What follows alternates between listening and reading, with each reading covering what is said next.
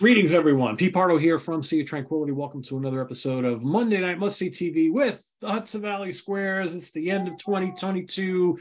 Everybody's going to be giving their 5 favorite albums of the year, except for me, of course, because you guys are getting that each and every day. You're going to have to wait for my top 5 till the last 5 days of the month. But tonight you will get everybody's top picks here. So let me introduce everybody on the crew tonight. We've got Rob Lasanti, who's hanging out in the woods somewhere in Sweden or Norway or Peekskill, New York, wherever, I don't know, somewhere over there. We've got Craig Kaminsky.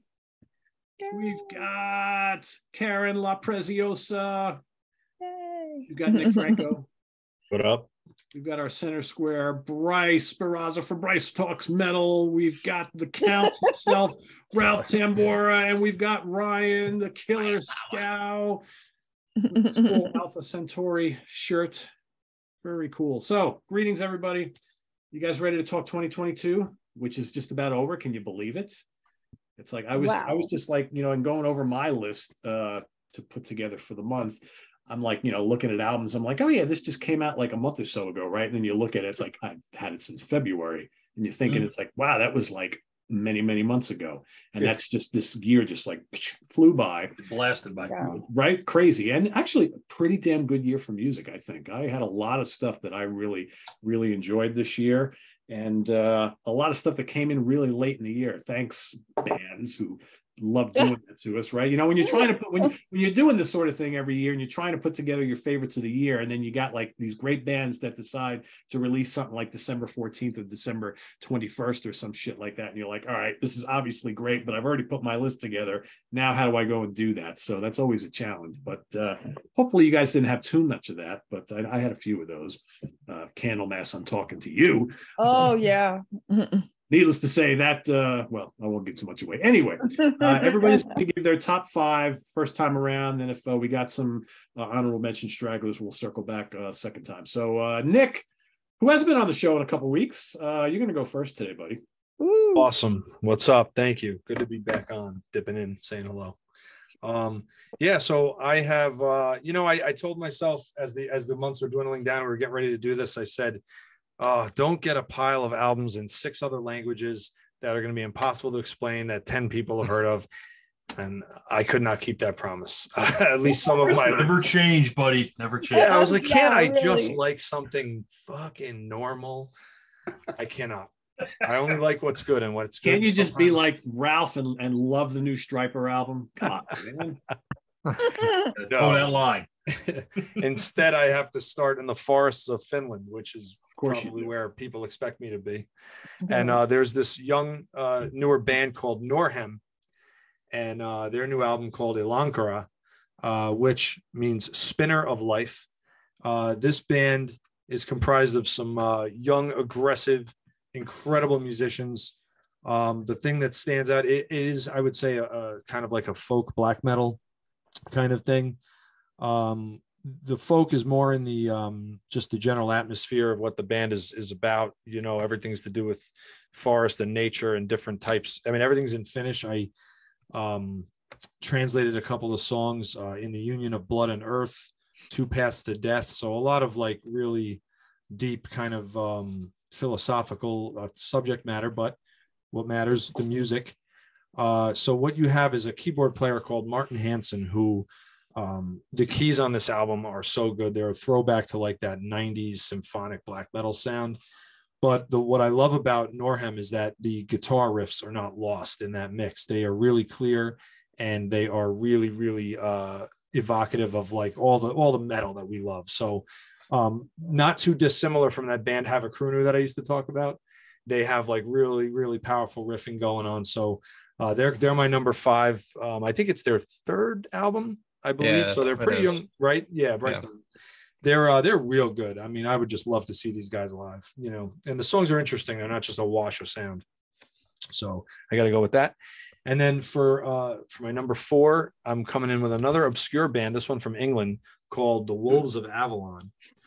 And yeah, they are kind of, they are comprised of sort of like the British black metal underground. And their music can best be described as a kind of a folk inspired, history inspired, more traditional metal, I would say.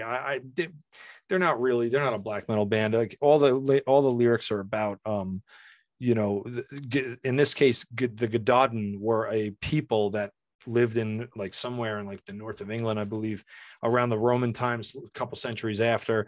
And this album's about their story. And a lot of it is just, actually they have quite a bit of special guests on this one. Tony Dolan from Venom Inc.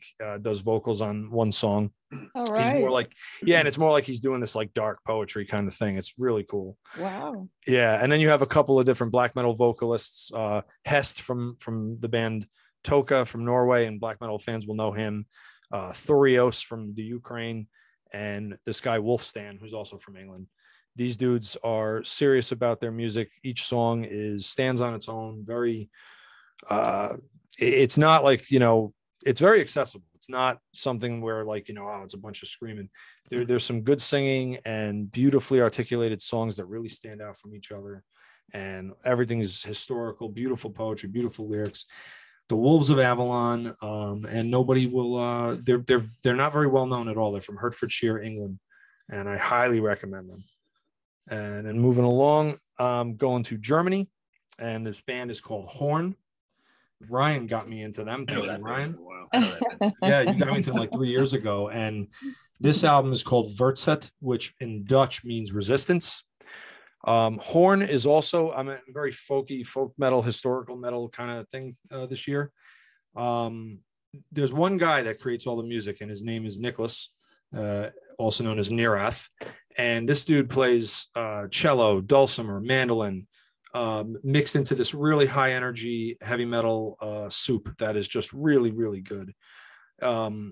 You'd call it folk metal, I suppose, but that doesn't do it justice. It's very, very, this is metal for like metalheads. It's not like this like specialty shit where you have to be into like black metal or anything like that. They're kind of adopted by the black metal scene, and you can see the logo is very black metal, but it would be remiss to just call this black metal. It's really, really, again, the riffs, the real metal riffs. That's what I love about all this, is that these bands that I've talked about, they've, they get into all the traditional instruments, they get into some of the black metal, but you're at no point do you forget you're listening to a metal album.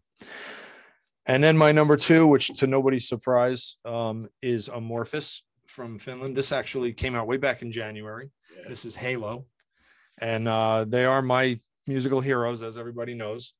And they continue a tradition of excellence that is just going on and on and on for a long time. And Halo is, at the end of the day, I don't know if I'm going to love it as much as their last album, Queen of Time, but it's excellent and it's growing on me. It took a little bit to grow on me.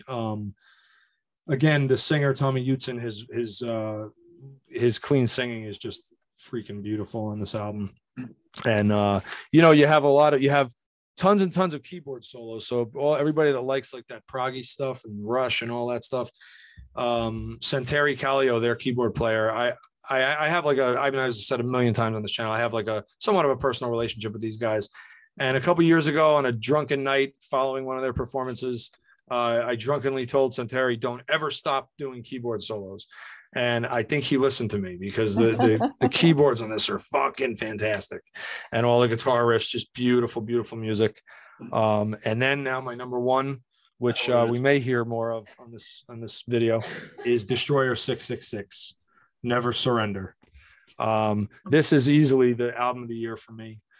These Australian madmen. What you have here is, again, you have like that black metal. For people who don't know, they're kind of in the black metal world, but man, this album is like Venom, Motorhead, and like early Metallica.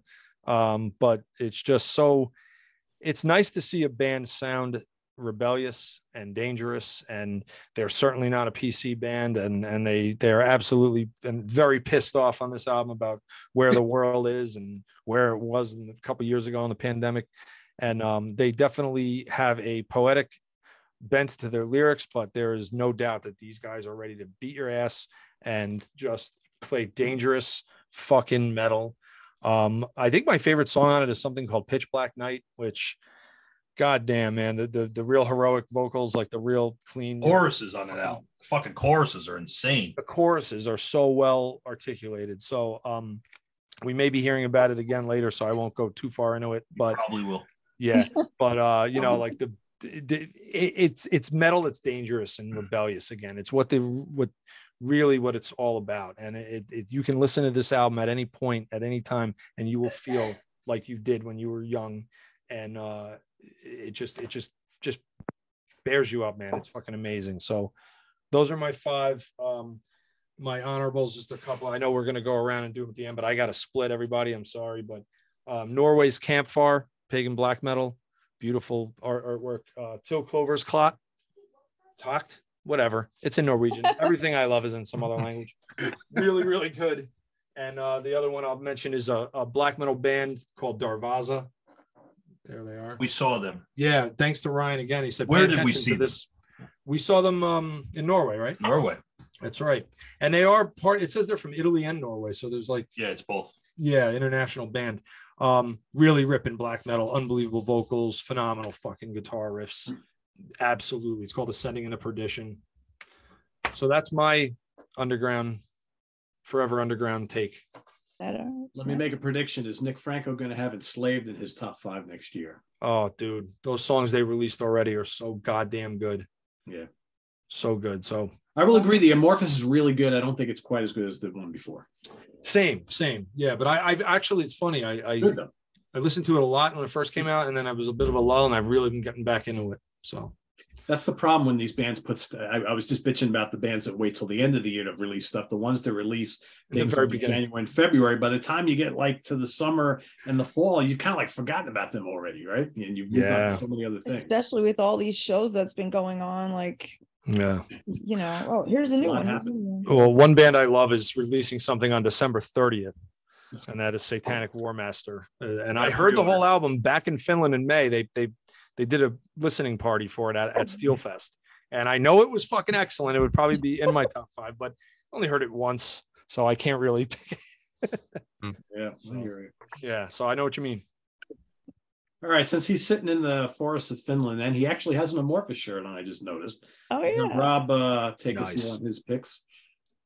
Hello, everybody. All right, well, I'm not going to go as in depth as Nick does, but why not? I just found out this. I'm going to go backwards. I'm going to go from my 5 down to 1. So number 5 for me is a band that I just discovered recently, like within the last few weeks, and I can't stop listening to this album. Now let's see if I'm going to try to do show and tell. If you guys can see it, can you see? Oh shit! Oh wait. It's camouflaged. Hold it closer to your chest, I think, Laura, right under your chin. There you go. There you go. Mm-hmm. Oh, okay. So it's called an Abstract Illusion. Whoa.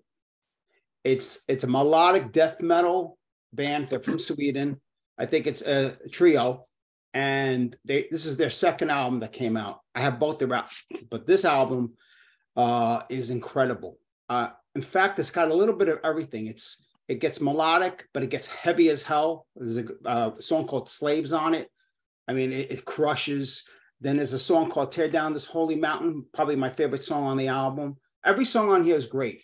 Like I said, I just started this was released September of this year. So I just found out about them, I don't know, within like 2 weeks ago. And I was like, how did I miss this? Are they on like what label are they on? Do you know? They're on Bandcamp. Also, okay, so it's self-released. Okay. Yeah, Bandcamp. And they have, what do you call it? Like I said, they have a second album. Now I lost my train of thought, damn it. Sorry. No, but they're really good. Oh, I know what I was gonna say. So if you like Opeth and Insomnium and bands like that, you're gonna love this band. Excellent band. So that's my number 5. Then we're gonna go to. I'm trying to do show and tell since I don't really buy albums too much. Mm. Now here's a band. They're from. Oh yeah, let me do it this way. Here's a band. They're from Massachusetts. And they're called High Command, Eclipse of the Dual Moons. This is a thrashy Bay Area kind of band, even though they're not from the Bay. They're very influenced by the Bay Area. That's what they've said from what I researched on them. and it's another. They have two albums also. This album was also released around September, and it's an incredible heavy album. But it's got some melodic to it too. But when it's heavy as F. And all the songs on here are great. There's not one bad song on here. I think a lot of people would like this if they like stuff like Testament and bands like that, but with a little bit more melodic side to them. So that's my number 4 album. Then we're gonna go to my third. Wait a minute. Where am I? Yeah. So, again, this was so hard for me, and this album came out pretty late this year too, like Pete was talking about. And I know Pete reviewed this album, and I can't stop listening to it. It's on my current play, and I don't know if you want to consider this completely metal, but I just can't stop listening to it. And it's the new Borealis, the guys from Canada. Yeah. All right. Good stuff. And Borealis, I actually know Matt, the singer. I met him when he toured with Evergrey a few years back, and they did this is their best album that they've done. Out of all the albums they've done, this is their best. Heavy, bombastic, as we always say. The lyrics are incredible, and production value is insane. And then his guest vocalist that's on there, she's great. If you like Evergrey or you like bands like that, Seventh Wonder, which is another great album this year. Circle a little bit too. I hear a little bit. Yeah, bands like that, you'll love Borealis, this new one especially. But I mean, the whole album is incredible. It really is. Every song just goes right into one song goes right into another. It doesn't stop. It just keeps your interest. There's ebbs and flows. I love the album. I think it's a great album. Yeah, it's really good. And so that's my number 3 this year. Now, my top 2. Nick just said it. Amorphous is my, I've been following Amorphous since the early 2000s. As you guys said, it's not as good as the last album. The last album was incredible. And I can't even tell how many times I must have listened to that album. And like you were talking about, Pete, I listened to it a lot in the beginning of the year. Then I kind of, put it away, started listening to other stuff. But then I started to ramp it up like around November. I started to listen to it again. And it's an incredible album. There's a lot of great songs on there. My favorite songs on there are like, where the hell is it? I have the list here. I can't remember all the names though. Northwoods, The Moon, War, The Wolf. I like that song too. That's a great song. Those guys never. They don't make bad albums. They don't make bad albums. I hope they come around. Unfortunately, I missed them. I think the last time they came, I was sick. So I hope they come around again this year in 2023. And of course, for my last album, if you know me, is going to be Evergrey. I love Evergrey. I mean, I've been following Evergrey since 2000. Tom is just incredible. He's never put out these last bunch of albums they've done have been really good. Their production's great. Jacob Hansen does all their producing, and he does an incredible job. And it's an album, that it's heavy. I think it's a little heavier than the last album in some parts. It's got some really great riffs. Call Out the Dark to me was one of the best songs of the year for me personally. I just love that song. I like the choruses. I love the power of it. The solos were it. The first couple of singles that came out were really good too. But the ones that you don't hear about are like the Orphean Testament. I can't even say the word. The Great Unwashed, which has got like a real what do you call that vibe to it? Almost like a gothic flavor to it. Yeah, and it's really heavy too. And then of course you got a couple of the ballad stuff like Heartless. Ominous is a great song too. But I mean, that's my number 1 album of the year. But there's so many more great albums that are really, like I said, I got a big list, but this was what I can come up with for what I really been listening to a lot, and what I just love this year so much. So that's my list.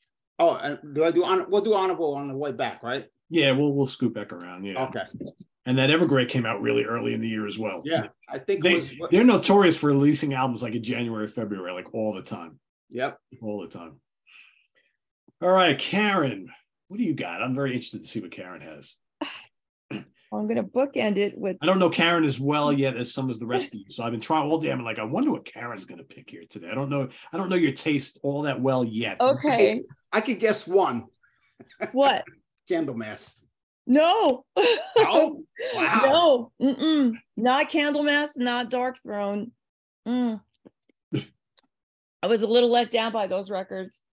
And it was a struggle for me to come up with 5 records because I don't know, I've just been so busy and I haven't really been paying attention. Not like that's an excuse, but that's where I'm at. Poor excuse, Karen. Poor excuse. I'm going to say that it's going to get a little fuzzy. So no surprise there, right? So the first one I'm going to do is, this is Ryan's recommendation, and I'm so glad he recommended for me. It's Satan. I was very surprised. Satan, Earth Infernal. I was never really a big Satan fan when I was younger. I was always looking for more extreme music, and Satan was kind of, there you go, Ralph.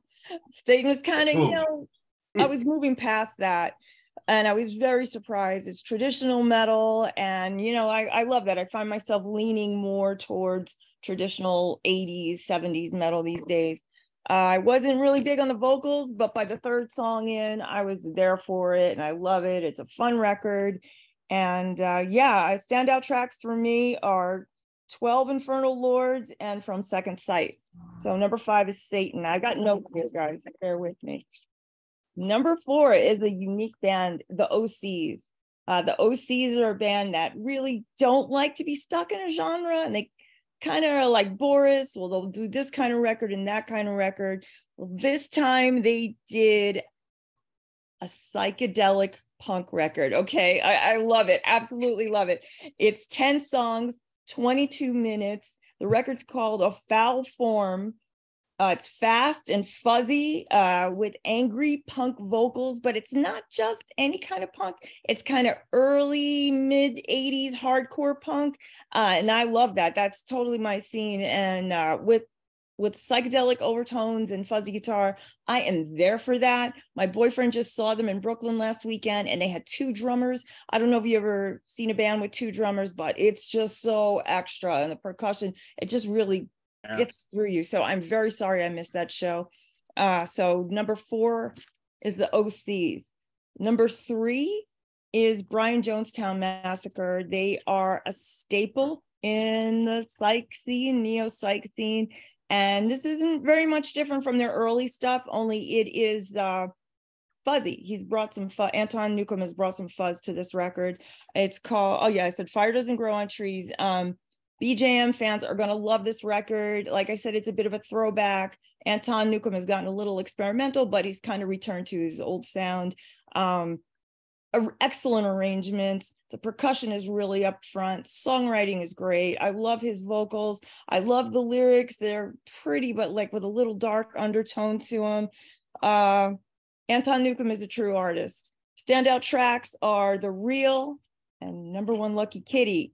Where am I? Number 3 or number 2, it's a tie, is the Black Angels, Wilderness and Mirrors. It's spacey, melodic. It sounds like a record that you would expect from the Black Angels, another neo-psychedelic band.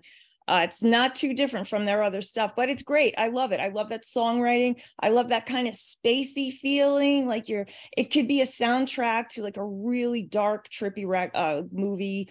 The vocals are unique and different. And again, it's fuzzy. So I love that. And I love psych. I really do. Number 1 for me is Conan. Conan's new album, I love it. Again, nothing surprising from Conan. It's I haven't heard it, but yeah, their stuff is usually brutal, Yeah, unrelenting. The name of the record, Evidence of Immortality. It sounds like a giant leviathan, mythical creature. Every riff is a thunderous footstep that just rattles the earth, and it doesn't stop. It is 6 songs, 50 minutes. I'm there for it. I've heard some mixed reviews about it. Some people are a little disappointed that Conan hasn't changed. I don't want Conan to change. This is what I want to see. And I am so looking forward to seeing them live someday. I haven't been there yet, but it's just going to blow my mind. My head is going to explode. I saw them once at Maryland Death Fest, and they were heavy, right? Just like yeah, it's like the brown note. It was like the brown note where it was so heavy, like I might shit myself. Like it was that, like not to be crude about it, but yeah, I've only seen a few bands that had like that effect where it's like so like ridiculous. You're like, you had to like kind of brace yourself against the wall. I love it. I'm just so excited just hearing you talk about it. That's just what I want. And even the album cover is done by the same artist. It's just so good. And I miss Conan. I really have. And I'm hoping that some people are going to at least give him an honorable mention, but I love that record and I was so absorbed in that this year. Well, Karen, if anything else, you've created another catchphrase tonight, the thunderous footstep that rattles the earth. I can see it, can't you? It's big. That makes a great lyric. Just shaking it, destroying everything. That's right. Standout track for me is Equilibrium of Mankind and Ritual of Anonymity. Did I say that right? I love it. So that's that. That's my top 5. All right. Mr. Skullfist himself. Yeah. That wonderful little yeah, so I upgraded my fanboy status of Wasp. I got myself a nice necklace and got the tat. Go. Oh no! Oh my goodness! Look at that. You marked yourself forever. Forever. I love it. Wasp. Oh my god! Dude, you gotta admit, this looks Oh pretty my cool. God. This looks pretty That's cool. a good tattoo. That is. This was literally. This is probably the worst pain I've ever felt. So I'm happy with Rightfully it. so. I'm happy with it. But So, hey, Oh my and Bryce God. doesn't drink, so he did that without alcohol. yeah, it hurt, but looks amazing, and I'm glad to have it. And I've got my Aaron Rodgers jersey for our buddy Butch. We had a big debate in our group chat the other night, so hopefully he sees this. But the one band. So I'm going to start off with number 5 is my one band that I'm probably a little bit bigger of a fanboy for than Wasp, and that's Megadeth. The Sick, the Dying, and the Dead. It's not their strongest album ever, but they're my favorite band. It's still pretty damn solid.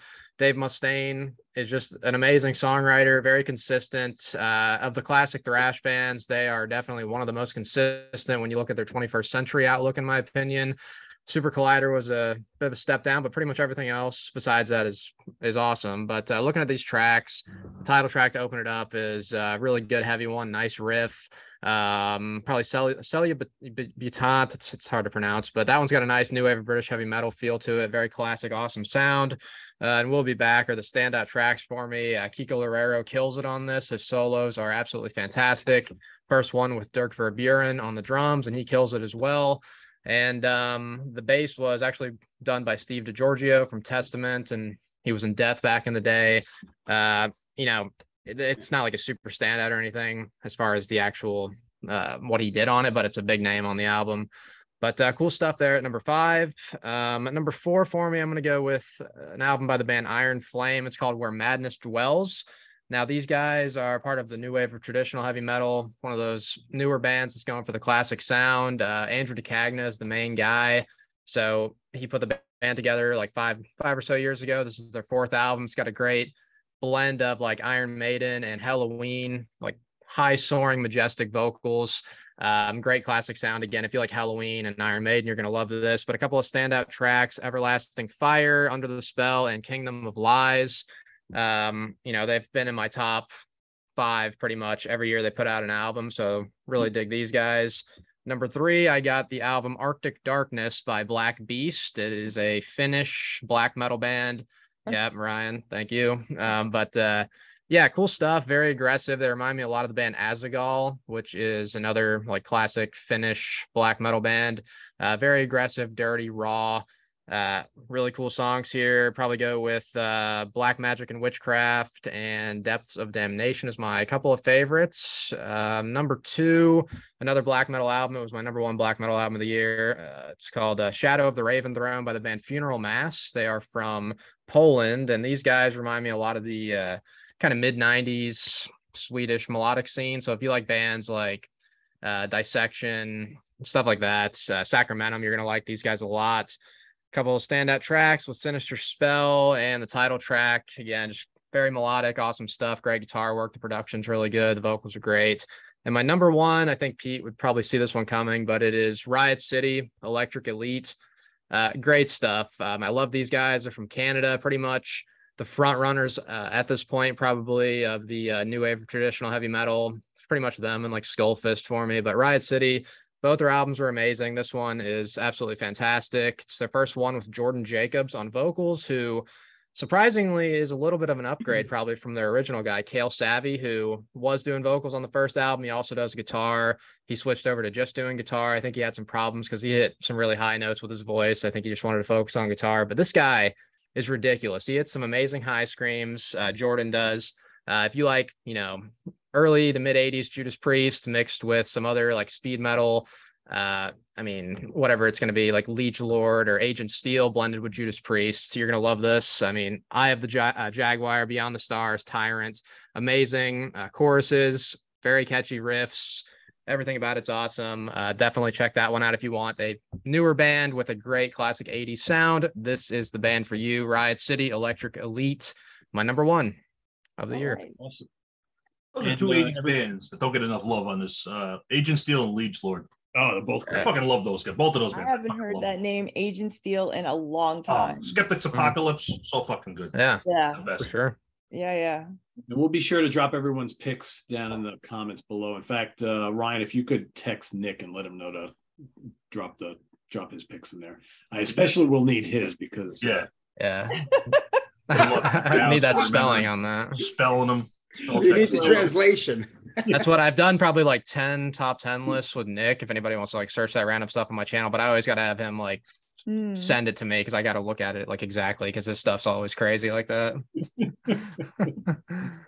Yeah. All right, Ralph, what do you got?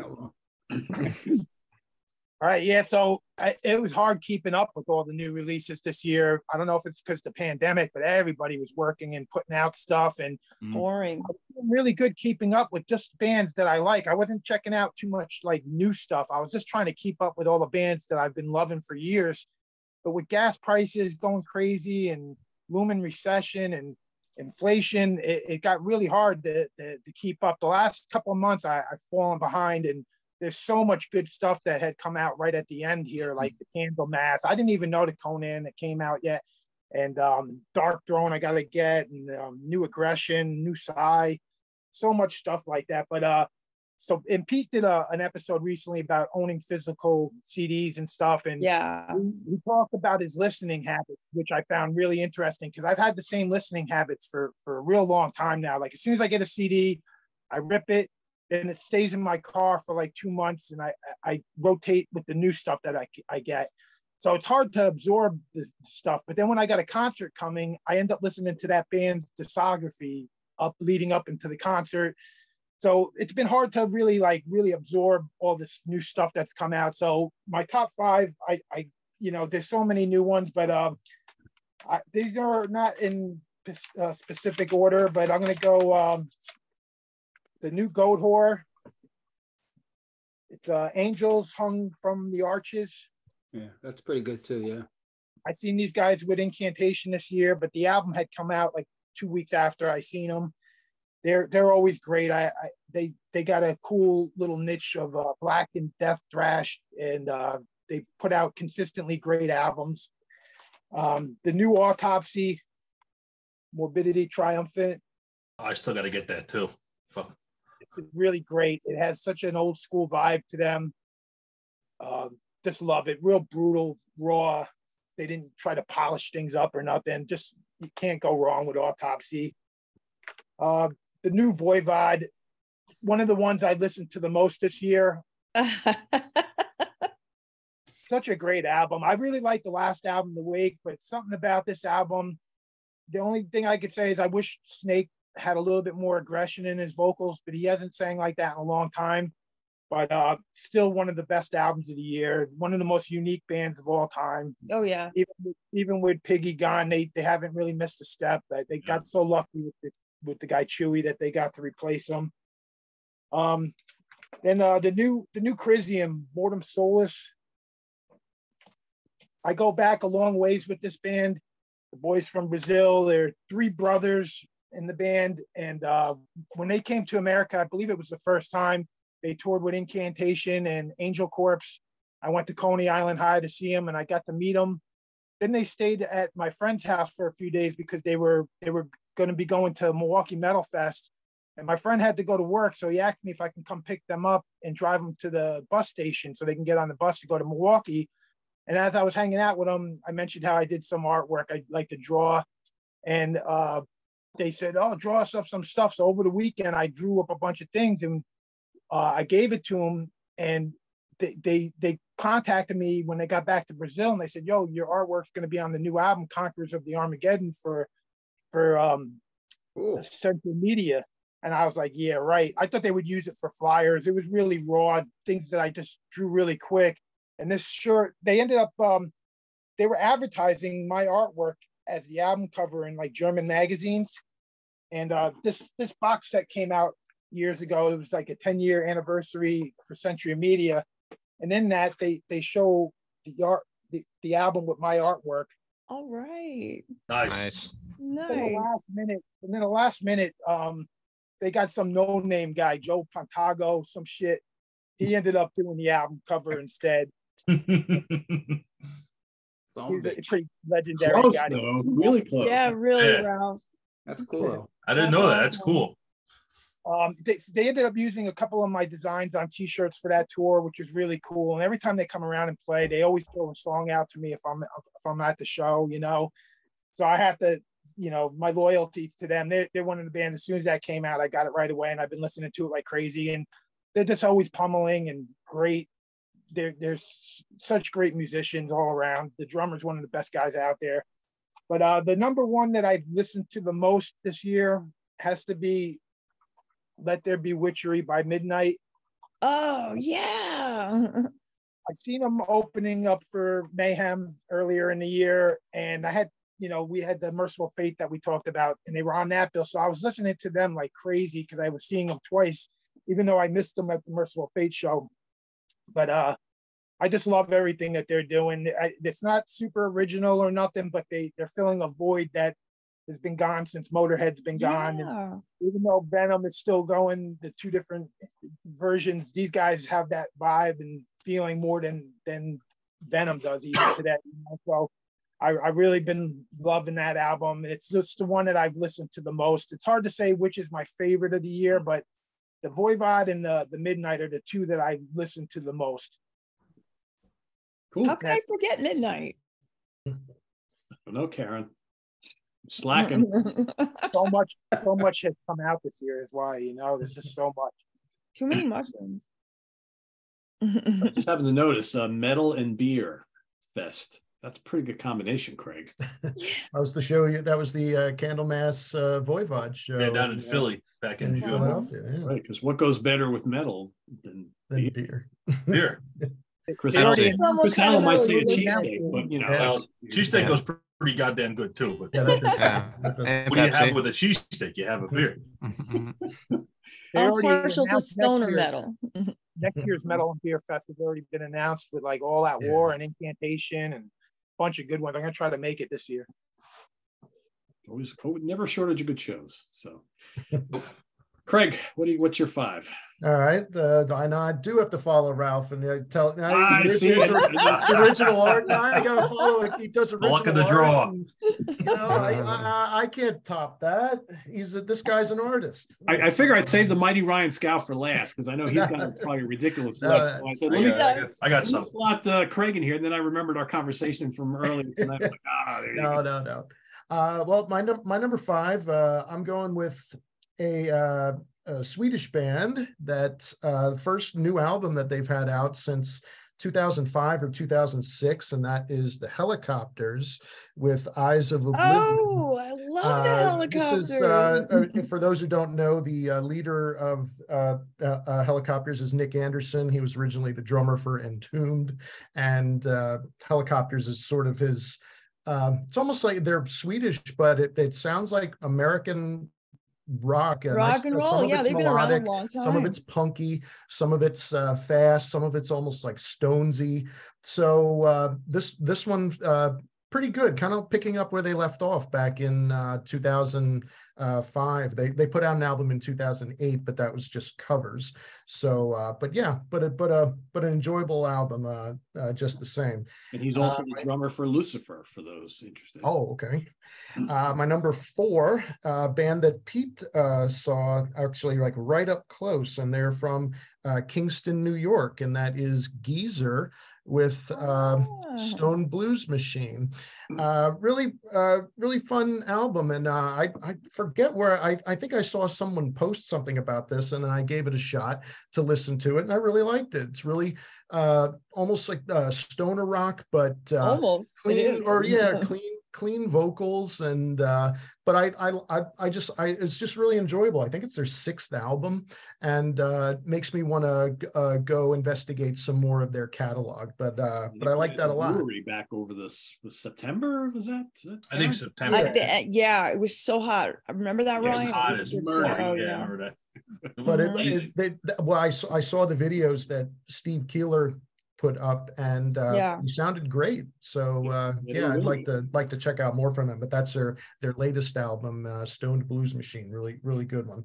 My number 3 pick, it's I don't know if it's sort of cheating, but it's a live album, but it came out this year, but and it's by a band called, and which Bryce I'm sure is familiar with, and that is Dirty Looks. The album is Cool from the Speedway. What this is the original members of Dirty Looks, Paul Liddell, Jack Pyers, Gene Barnett, along with guitarist David Beeson. The original singer and guitar player for Dirty Looks, Henrik Ostergaard, passed away back in 2011. And so for this live album, they are joined by Jason McMaster from Dangerous Toys and Broken Teeth, which I personally prefer to Dangerous Toys. This live album, Cool from the Speedway, comprises all songs from the 2 most popular Dirty Looks albums that they did for Atlantic Records, Cool from the Wire and Turn of the Screw. So really good, cool to hear a different person singing. I like Jason McMaster's voice. As most people know, he filled in also earlier this year for both Accept and Armored Saint on tour. So but a cool album, and it was actually recorded not too far from where I'm from at Sealands Grove Racetrack. So but yeah, nice release there. My number 2 pick, the band that they have no business releasing such quality this far into their career, and so I'm going with Saxon and Carpe Diem. Just really good more. I mean, I don't want to say more of the same, because they've just been on such a really good streak over the last 20 years, or over 20 years, since I think Unleash the Beast. I mean, pretty much everything through from that has been really strong, and this just keeping on with it. My standout tracks for me: Aged Steam, Remember the Fallen, and All for One. Good music to most of my music listening is done either at the gym or driving, because the work that I work from home, but the work that I do, I can't really play music while I'm doing it. And this is great music to keep you moving and motivated for whatever it is that especially at the gym. And where you're maybe you might be on a treadmill or something, you just want to grab the person next to you and just start singing over at them. But yeah, just really quality through and through. My number 1, I have to let my doom flag show, and I'm going with Woe Fat's The Singularity, and 7 songs, 66 minutes, but it's not boring. They keep you interested with what they're doing. again, another one where it's to sort of mirror what Karen's saying. It's music you'd like, just like want to like sledgehammer rocks and things and break things. It's just really, but just keeps you engaged and also keeps you moving and interested in what's going on. Some songs slow, some move a little bit. Some really long ones on here, but again, it's very engaging and enjoyable. So yeah, from Dallas, Texas, I'm going with Whoa Fat as my number one. Check that one out. Whoa Fat is another band that just has never released a bad album. Yeah. Every album just crushed. Those folks who have never listened to Whoa Fat think of like a doomy stoner version of ZZ Top. They're great. Amazing riffs and just the vocals kick ass and great band. Cool. All right, Mr. Scow, you have the floor now. Well, I'll be honest, I tried to narrow it down to 5, but I couldn't, so I got 3 spots for number 5, but I'll go through them real quick. Steve's not here, so someone has to cheat, right? I gotta cheat, so I'm gonna pull a killer here. So number 5, the first one, we're gonna go down to Australia. The band is Nocturnal Graves. Outlaws Stand. This came out on Season of Mist back in January, and this to me is just classic Australian metal. It's a little death metal, a little thrash metal, a little old school classic 80s heavy metal. The drummer, the main guy in the band, the drummer and the vocalist, Jarrow, used to play in my favorite Australian band, Destroyer 666, years ago. Then he left. He started these guys back in the early 2000s. They put out an album. They broke up for a while. They came back, and they've been releasing stuff pretty consistent ever since. I've seen them a couple times. I saw most recently in 2019 in London. They played there, and it was fucking awesome. And little thing, if you watch the video for the second song, Command for Conflict, I'm in the video, but I won't tell you where. Only for a second, but I'm in the video, which I didn't realize till I was watching it when it came out. It was the first song they released. I'm like, fuck yeah, and I'm watching it. I'm like, wait a second, so that's all I'll say. Second one was mentioned already, but you know what? It's just such a damn good album. It is the 6th overall album, but 4th reunion album for England, Satan. And I'm going to tell you, it doesn't get mentioned enough, but Steve Ramsey and Russ Tippins, to me, are a guitar duo on par with Downey and KK, whoever you want to name in metal. These guys are. That's a statement, Ryan. They are. I'll stand by it, though. These guys are the peer of anybody. They can fucking shred. They play off each other. They're both phenomenal lead guitarists, so it's not like one guy gets all the leads and the other guy just does rhythms. They go back and forth. They have tons of those really cool, like Maiden style dual harmonies. I love that. So they released one album in '83, Court in the Act, which is phenomenal. Second album, Suspended Sentence, with a different singer. Broke up for a couple of years. They were actually in some other bands, which are kind of hard now. Pariah and Blind, I think one was Blind Fury. It's just hard to track down now. Broke up. They were in other bands, but basically a couple of years ago they reunited. And been putting out albums every couple of years. And to me, of all the classic 80s bands that are putting out albums now, I think they're the best, like classic traditional bands. This is another big statement. There are days when, to me, this new album, Earth Infernal, I might say it's their best album. It is just. I like that cover. Yeah, and so the artwork, I got it too. It's the guy's done a lot of arts this year. I think he did the new Creator album. He did the new Sodom compilation. It's Eliran Kantor is the name of the artist. That's awesome. And it's phenomenal. And I had to look it up too, but the producer in the album is Dave Curl, because I'm like kind of a picky bitch when it comes to drum sound. Like if I hear a drum sound where I don't like it on an album, I'm not gonna say it ruins it, but I fixate on it. But this has a really warm, natural, just amazing drum production where like, man, that sounds fucking good. So that's that one. Number 3, we're gonna go to Chicago, although they were originally from Mexico, and they would have been my favorite Mexican band, but they've been in Chicago for a long time now. And that is The Chasm. This album is The Scars of a Lost Reflective Shadow. So these guys are a death metal band, but the guitarist and vocalist, this guy's name is Daniel Corchado, is probably a top 5 guitarist for me. So he's playing death metal, so it's a different style than like, Gilmore or, Iommi or whatever. But man, this guy's rhythm chops are just out of this fucking world tight. They're one of those bands that never put out a bad album. The last album they did a couple years ago, it was all instrumental, which for death metal is a little weird because I guess he just didn't want to sing anymore. He was getting tired of doing like the growly vocals. But this came out of nowhere. They put out a new album, just unannounced. He's back to doing vocals, and it's just awesome death metal. It's a little proggy, but not like when you think of prog metal. It's just the complexity and like, you know, the intricacy of the writing. Really, you know, these long, lengthy 6, 7, 8 minute songs that don't get boring, and it kind of goes through movements and like ebbs and flows. The dude's just a phenomenal guitarist. Doesn't get nearly enough credit. So now my number 4. Now that I got my 3 number 5s out of the way. Let's see. This is my favorite band currently, not all the time, but favorite band currently from New York City. This is their 3rd album, and that band is a black metal band called Negative Plane, and this is their 3rd album called The Pact. But when I say black metal, it does not sound like Mayhem or Dark Throne or Immortal. It's much more of the Mediterranean in like Greek style black metal, and it really almost Italian. It reminds me of the soundtrack to like old Hammer horror movies, like old Mario Bava movies too, Argento, Fulci. It's very eerie.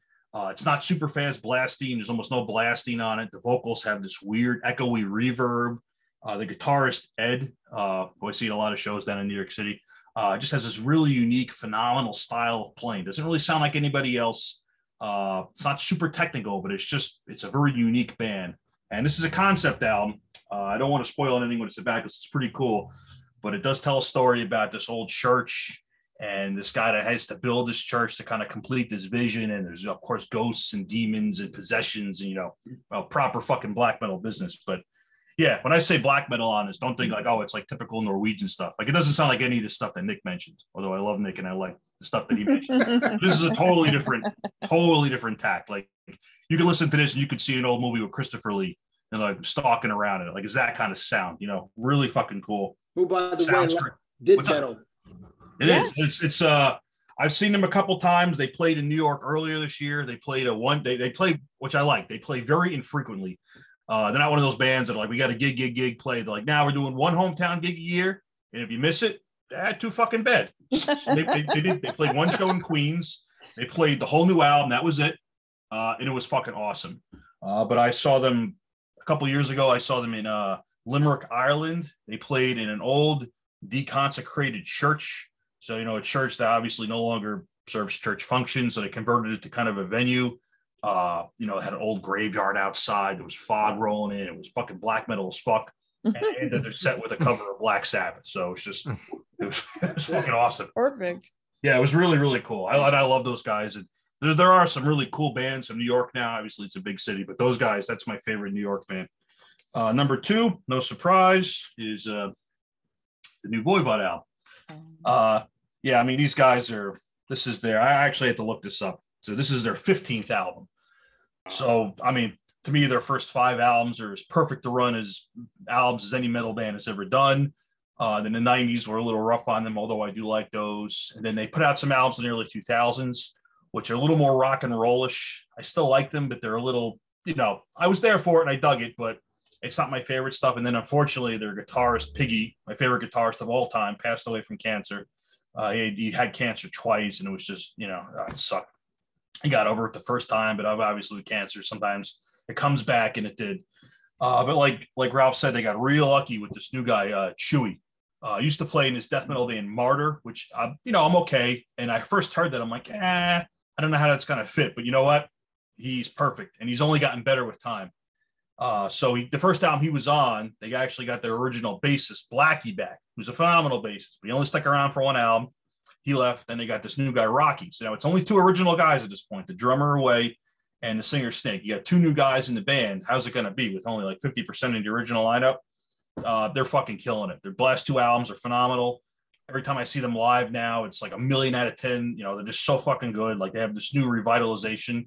And it's awesome to see one of your favorite bands of all time, like, have this second wind and just come back and just destroy everything. So this album, I knew it was going to be good. And yeah, it's kind of a, you know, if you're a big fan of them, it's a little like their 1988, 1989 albums, Dimension Hatros and Nothing Face. It's not thrash anymore, but it's like kind of those rock tendencies from the early 2000s are gone. So it's straight up like weird progressive metal. It's very sci-fi, spacey, a lot of tonal, weird chords and riffs. It's just fucking awesome. That's why Yeah, you the love last Blood one, Rock. like, I don't know which one I like better, honestly. They're both, I just listen to them like, man, I'm just so happy these guys are still around and they're still like the greatest band on the fucking planet.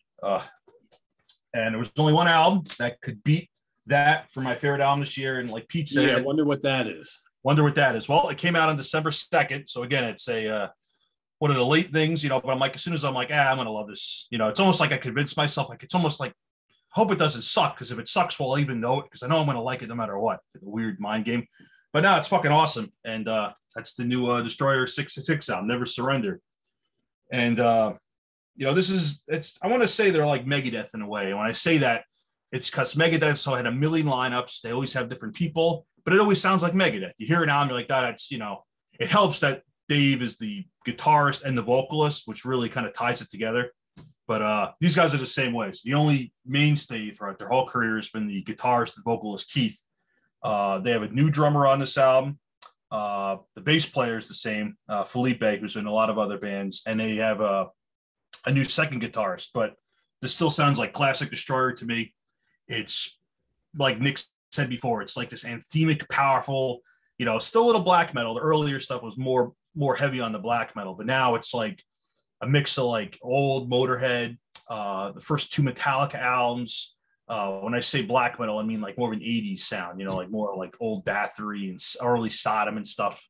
But this really anthemic, like Fist in the Air, like sing-along choruses. The third song, Guillotine, has this awesome like Motorhead, almost like an old hardcore punk vibe, like the Exploited or GBH, like has a little bit of that. It's kind of cool. And like you said too, the lyrics are just like just pissed off at, how things are these days and where the world is and where it's going. It's a real like fist in the face. They're definitely not PC. They get shit for it. I don't give a fuck. I fucking love them. I've seen them a lot. I've flown to Europe to see them. I'm sure I'll fly to Europe again. Seen them almost 20 times. I think they're probably the best live band I've ever seen. So as soon as I knew this album was coming, I'm like, this is going to fucking blow me away. And yeah, Pitch Black Night, like he said, is awesome. Mirror's Edge, Grave Raiders, and it opens up with the title track. And that title track just, is absolute fucking hammer to the nuts. So good. So yeah, there was no question. This was going to be my number one. And that's what is my top 5/7. Woohoo. Awesome. My number 5 is or is my number 3 is you got some lip readers out there. My number 2 is and my number 1, of course, could only be sorry guys, I gotta wait till the last 5 days of the month to hear them. So but I do have Butches. I got Butches. Oh, good. It's no order here. But he's got Meshuggah Immutable. He's got the new Porcupine Tree Closure Continuation. He's got the brand new Dead Daisies. He's got Protocol 5, which is Simon Phillips' jazz fusion band. And then he's got Star Chaser, self-titled. Yeah, see, I didn't put any of the proggy stuff really on my list for this show. Yeah. But that's wrong. You should just, it's your list all around. I mean, I wanted to, well, here on this show, we do a lot of metal. So I have, there was a lot of good prog. Actually, one of the things that Pete gave me this year it came out, King Buffalo, and you just, that's a great album too, man. I saw them with Uncle Acid and the Deadbeats, and they were really, really good. Regenerator, yeah. Sean was really cool to talk to. And let me tell you something. If you guys like King Buffalo, do not miss the new Elder. It's called. Oh yeah, New Elder. That's on my list, Pete. It's so good. That is a great album. I can't stop listening to that one too. And there's a new Naxatras too. That is really good as well. Yes. Yeah. I love that one a lot. All right. So if anybody has any quick honorable mentions to rattle off, Rob, we'll circle back to you first. What do you got? All right. I'll give you, I'm not going to go into why and all that. I'll just give you some of my top favorites. So Blind Guardian's new one this year that came out. Incredible. Heavy as hell. Seventh Wonder. They're back full force. Saxon was on my list, of course. Arch Enemy. The Scorpions, they ain't got no love, Scorpions. Scorpions put out a good, huh? Rock Believer. Yeah, Rock Believer. And Megadeth, of course. I didn't, I agree with Bryce.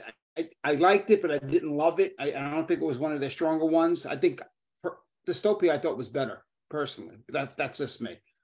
And I think that's it. I mean, you know, I have a ton of other stuff, but those were my other top tier ones. Oh, and if you guys like melodic, oh, there is one more. It's called Sacred Cargo, MMXX, and they're a death metal doom.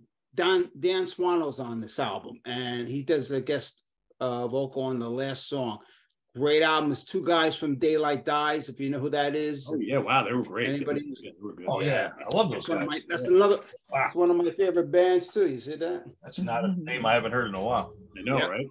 So there's two guys from that band. There's a bunch of different singers on it. Some of them I don't even know. I think guys from Europe and stuff. But that's another good album too. It's called Sacred Cargo, MMXX. Nice. Those are my other tops. All right, Bryce, you got any left audibles? Yeah, We Are the Chosen by Leather Leone from Chastain. Her new solo album's really good. She's got Vinny Tex on guitar, is really cool. Brazilian guitarist. Paid in Full by Skullfist, really good one that they put out a little while back. Love these guys, of course, but I did a top 10 black metal albums of the year that I've got on my channel if anybody wants to check more of that out. And that's all I've got for now. Okay, Karen, you got any left? Well, you know what? I pretty much had my head in the sand this year. So much else going on. I was very lax in paying attention to music, but Ralph had mentioned Midnight, and I'm going to say Midnight. And Craig, you totally surprised me with the Helicopters. So I'm just going to support the Helicopters and Woofat. I mean, like, Woofat, of course. I'm so happy to know that you like that. It really makes me happy. Oh, we could do a ranking. Yeah, it's a band a lot of people don't realize, like the really good rock and roll that comes out of Sweden and Norway and all that stuff. So, yeah, great. So I'm going to copy these two guys and go with that. Is the place. Greg, you got any honorables? The only ones I had were Venom Inc.'s There's Only Black, Michael Schenker Group's Universal. I also had Midnight's Let There Be Witchery, and I had Nebula's new album, Transmission from Mothership Earth. Cool. Another good one. The Rush reissue, Moving Pictures, the Pink Floyd Live at Fillmore. Oh yeah, that Fillmore thing is quite good. Yeah. Destruction, Creator, along with Voivod, classic bands putting out new albums. The Abbott, Dark Funeral, Deceased is a cover album. And, that one's cool. Yeah, all the thrash songs. Yeah, they do Voivod on there and all these old great Thrash bands. Times of Ridgemont High. It sounds like everything that they've done, but it's still good. Nuclear Misery Index, Incantation double CD. It's like all old stuff, but New Behemoth. I've only had this for a little while. This is one of my favorite albums. This almost made my top 5. Is the new Belphegor. The song "The Devils," the title track off of this, might be my favorite song of the year. Tell you, the artwork is incredible. Yeah. New Immolation. Oh, that's good. Yeah, I forgot about that one. Yeah. Venom Inc. I thought was really good. I sound so much different than the first album that they did, but it's great in its own way. Mantis is just fucking killing it. Spirits of Fire. I love the first one. This is great for traditional heavy metal. Yep. Caffrey. That's Chris's band, right? Yeah, it's Chris's band. Chris's band, yeah. Yeah. New Origin. Really great, and I'm surprised this didn't make anybody's list. But Oh, the Watain, yeah, that is fucking good. Yeah. I got that Dio. I got it on vinyl too because it's the beautiful artwork. But you know, You gotta watch the documentary. If people haven't seen it, you got to watch the Dio documentary. Yeah. Yeah, I watched that. I still need to fucking watch that. Still on Showtime, right? I gotta check that out. I mean, I got to tell you, I had tears in my eyes. I'm not Yeah. gonna. I gotta see it. Yeah. Me too. It's, Really like, good. it's almost like he died all over again Yeah. at the end of that Oh. movie. Like I'm loving it the whole way, and then all of a sudden I feel like he just died. I felt like shit for like an hour. I'm not a big Eddie Trunk guy, but he really got emotional in the When documentary. they showed that engineer, the engineer who was playing some of just the vocal tracks from I forget what album it was from, and it's like, oh my god! I mean, you really, yeah. I saw that for one night in the theater when they premiered it a few months ago, and yeah, it was one of those where luckily there's nobody around me because I. Oh. It hits hard at the end. Yeah, I've been listening to a lot of Rainbow lately. It's Fuck yeah. Stargazer is just on a loop in my brain. I love it. Nothing wrong with Arrow Woman. The best. Yes. That's Randy. that. Ralph, I'm glad you picked Hate Uber Alice, because I that's really good actually. That new There's so many things. I mean, that I tried to listen to so much of the new stuff that I haven't bought yet. Like I listened to the new Candlemass this weekend. I listened to that Destroyer 666, the Psy.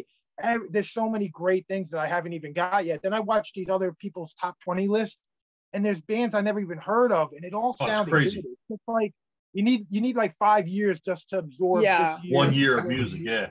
It's I fucking feel crazy. like I'm there too, Ralph. I feel like I'm really behind, and I need to wake up. Really, I mean, I'm very disappointed in myself. I have like 30 bands, the releases this year, at least on my list, but I just can't get through everything. You can't. I spend a lot of time on it, and I'm still like, I don't know. It's too much for anyone. And I have to give props to Pete, because a lot of stuff that he's reviewed or talked about this year, I've gotten into them, like that Elder is. That's incredible. Yeah, I like Elder a lot. You're into that. Yeah, it was great. Can I just say, I want to give an honorable mention to Merciful Fate. That new song that they played, I thought was really good. I really enjoyed that. I'm looking forward to that release. Okay. Definitely gonna Hopefully we don't have to wait like 3 years for it. I know. 2023, I'm hoping. Yeah, let's hope.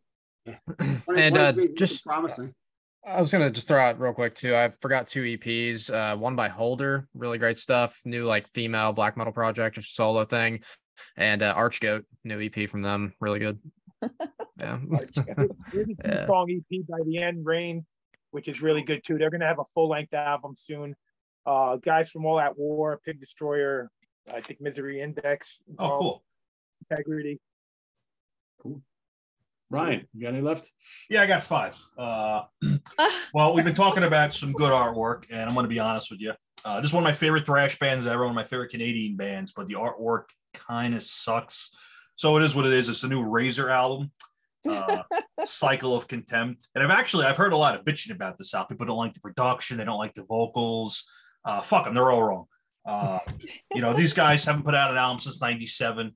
So this is their first album in like 25 years. I think it's fucking awesome. It's just old school, fast as fuck, angry, pissed off, hateful, just, nasty fucking Canadian thrash like they always did, and they're the fucking best at.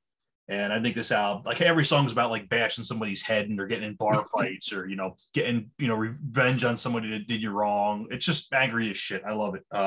They were never a subtle band. They never had like these Rush-like lyrics, another great Canadian band, but that's fine. That's what you have Rush for. Razors for, smashing beer bottles over people's heads. So their new album, I think, is fucking great, but I did not buy the artwork on the t-shirt because it is a little silly. Yeah. Speaking of ridiculous artwork, I actually have a poster of it on my wall right there. Over there. It's from West Coast, is the band Weregoat. Their new EP. I didn't include EPs on my list because I'm like, The goats on this show today. Oh, it's got goats, all right. Yeah. So it's the band's the EP is called The Devil's Lust, and I hope that the video don't get flagged for this, but oh my god, what's that skeleton doing there? Yeah, so this is so I saw these guys at St. Vitus in Brooklyn back in May, and they go up there, big spikes, leather, blood, skulls, animal bones, and just super aggressive, over the top, satanic black death metal. Fucking awesome. Love them. Great live band. I love them, but I really just wanted to show that artwork. So he shows it again. It's great. He doesn't get flagged. Here you go. It's always too fuzzy with a little bit. It'll be fine. Ralph mentioned them quick, but the new album from the Japanese band Psy. I'm sure I say it right. Shiki. I'm gonna butcher it, but Yeah, these guys have been around forever, since the mid 90s, early 90s. They started off as black metal, kind of a weird psychedelic black metal band. And then it just went fucking bananas. They got albums that are like full psych metal, weird Eastern keyboards, a lot of horns and stuff. This keeps up tradition. This time they actually went and they did a lot of songs in Japanese, and it's much more Japanese themed, which they didn't always do, being a Japanese band, but they decided to kind of lean into their culture a little more. And it's great. Awesome album. The drummer is the guy from Fear Factory and I want to say Andal, but not Andal, Raven, Mike Keller from Raven and Fear Factory. He's great. Yeah, he sounds good on this, and it's just Psy being Psy. One of my favorite bands put out an EP this year, so I didn't include it, but it's one of my favorites. It's Mortuary Drape, my favorite Italian band. Yeah, so it's their new EP, Wisdom, Vibration, Repent, whatever that means. But man, I love these guys, and there's no surprise. It's just, if you ever heard Merciful Fate, it's just an awesome Italian, somewhat doomy black metal. Like I said, very hammer horror. Obviously Italy has a great tradition of classic horror movies. Just classic evil doom metal, Death SS, all these old bands. And these guys, they started in '86, and they are right in the pocket with that sound. And it's got an awesome Merciful Fate cover too, Nightmare Be Thy Name. Which not an easy band to cover, one of those bands that's so iconic, but people don't usually do Merciful Fate covers because they're kind of too unique, but they fucking nail it. And they got a new album coming out next year on Peaceville Records. How's the singer on that? Is it good? Yeah. Yeah. So it's death and black metal, so it's like growly and stuff, but not like over the top. But yeah, and what I love too is that a lot of black metal bands, the bass guitar gets lost. And I was talking to Nick about this before.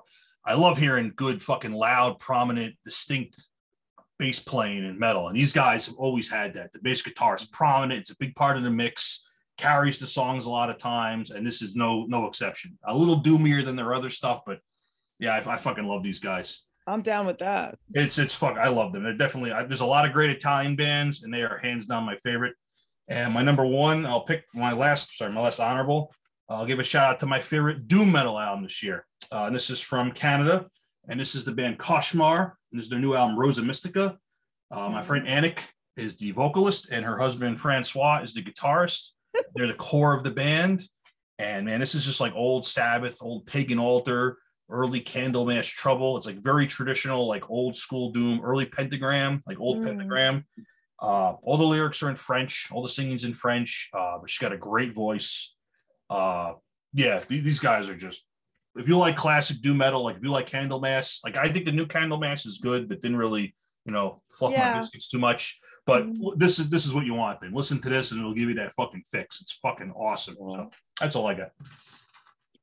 Ryan, you made us wait an hour and 20 minutes into the show for the chef's kiss tonight. Yeah. Chef would make you wait to the very end. All right, there you have it, everybody. Our favorite, their favorite releases of the new year. Like I said, you've been getting mine each and every day this month, and I'll continue doing that all the way up to the 31st, where you'll get my number one. But I will be sure to post everybody's picks down in the comments below. I'll pin that right at the top so you guys can go investigate some of these albums, because I know some of the band names and titles are a little hard to remember, right? So yeah. Ryan's got yep, she waited to the very end to show up. Right to the end, right? I love his sweater. She gets cold. She's a little girl, and it's cold out, so she gets a little cute sweater in the winter. There you go. So feel free to list your favorite picks from 2022 down in the comments below, and visit us on the web at www.seatranquility.org. We're on Facebook, we're on YouTube, all together, all the damn time. I think what we're doing next Monday is a quick little invite anybody on the channel who can make it to a little happy holidays, happy new year type of little celebration chat. So there'll be like no regularly scheduled program next week. We'll get folks from the Squares and In the Prague Seat and the Monsters Den and all the other shows we do on the channel. We'll get as many folks on the Zoom as possible, and we'll just kind of chit chat for a little bit and wish everybody happy holidays over some drinks and things like that. So Christmas will be over by then. It'll be the day after Christmas, but happy new year and all that sort of thing. So we'll see you all next Monday here on the Hudson Valley Squares. For Rob Lasante and Bryce and Karen La Preziosa and Craig Kaminsky and Ryan Scow and Count Ralphus himself, I am Pete Pardo. Thanks for watching, everybody. Have a good rest of the week. We'll see you tomorrow night on In the Prog Seat. Take care. Bye-bye. Good night.